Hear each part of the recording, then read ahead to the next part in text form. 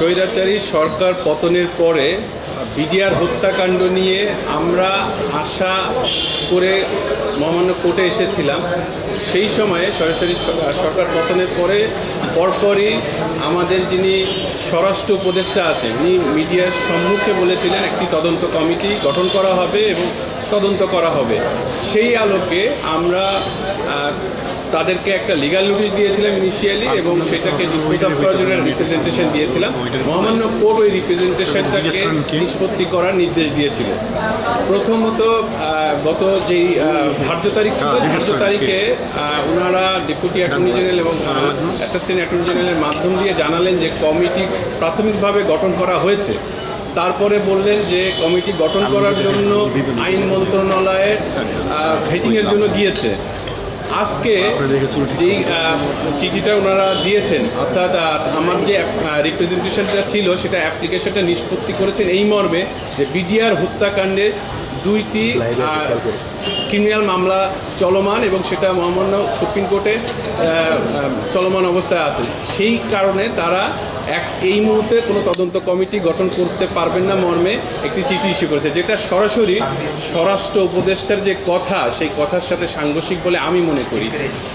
প্রাথমিকভাবে আজকে কোর্টে এটা ওনারা এফিডেভিট করে জমা দেন নাই, আমাকে এজ এ পিটিশনার হিসেবে একটি সাবমিট করেছেন, সাথে সাথে কোর্টকে অ্যাওয়্যার করেছেন বিষয়টা নিয়ে। কোর্ট আমাকে যেটা বলেছে আইনগত বিষয়টা দেখার জন্য এবং সাথে সাথে কোর্টও এই বিষয়টা দেখবে এবং ডেপুটি অ্যাটর্নি জেনারেলকে নির্দেশ দিয়েছেন তাদেরকে দেখার জন্য। আমরা পরবর্তী 5ই জানুয়ারি এটা শুনানির জন্য রাখা হয়েছে। আমরা পরামর্শক্রমে অর্থাৎ সিনিয়রদের পরামর্শক্রমে আমরা আসব। আমার যেটা প্রাথমিকভাবে যেটা আমি বলতে চাই সেটা হচ্ছে যে যখন এই রিট পিটিশনটা দায়ের করা হয় এই ইস্যুটা উঠেছিল যে ক্রিমিনাল মামলা চলমান অবস্থায় কোনো ধরনের করা যায় কিনা, তখন আমরা বলেছিলাম যে এটার প্রিসিডেন্ট আছে, বঙ্গবন্ধু হত্যাকাণ্ডের জন্য এরকম একটা রুল ইস্যু করা হয়েছিল, কমিশন গঠন করা হয়েছিল, তাহলে আমাদের এখানে অ্যাডমিনিস্ট্রেটিভ কোনো ইনকোয়ারি করতে কেন বাধা থাকবে? কারণ এটা তো ওই ক্রিমিনাল মামলার সাথে সরাসরি কোনো ব্যাপারে না। এই ইনভেস্টিগেশনের সাথে বেরিয়ে আসবে এমন কিছু তথ্য যেই তথ্যগুলো হয়তো বা ক্রিমিনাল মামলার সাথে সংশ্লিষ্ট না, এটা ঐতিহাসিক কাজেও লাগবে। তাহলে কেন আমি জানি না কেন ওনারা এই কমিটি গঠন থেকে পিছিয়ে আসলেন।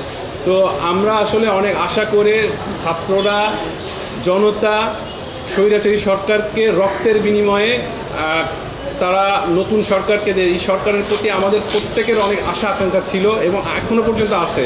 তবে এই আশা আকাঙ্ক্ষার যে পরিমাণটা সেটা কমতে শুরু করেছে।